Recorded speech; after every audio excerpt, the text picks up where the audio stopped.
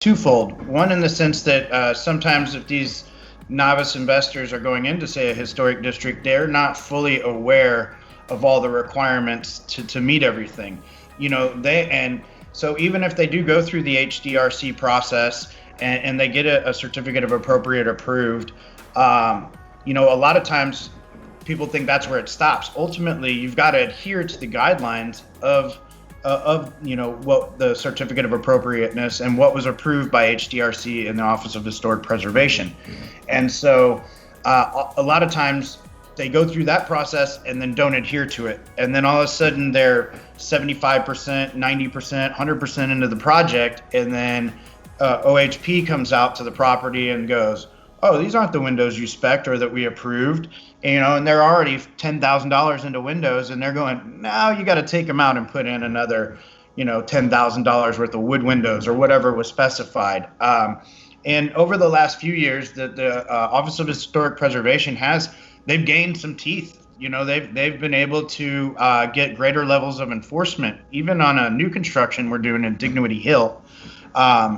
It's new construction. We're still beholden to wood windows, making sure that the windows have the right depth, look the right way from the street.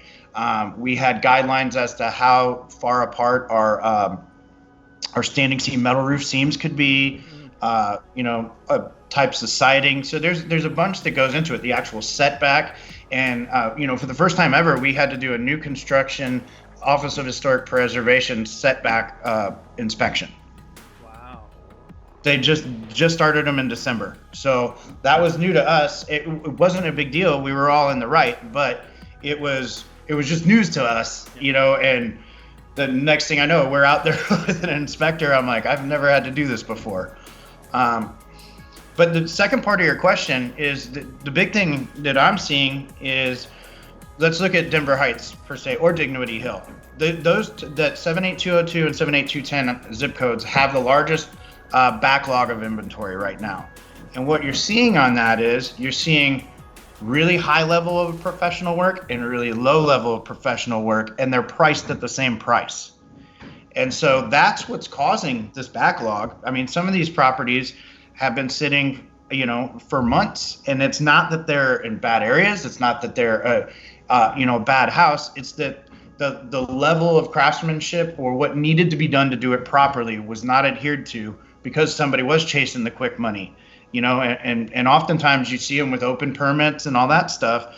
And, we advise our clients, it doesn't scare me if the permit's open. I just need to know why and what we need to do to get it closed out, if I'm the buyer or my client's the buyer.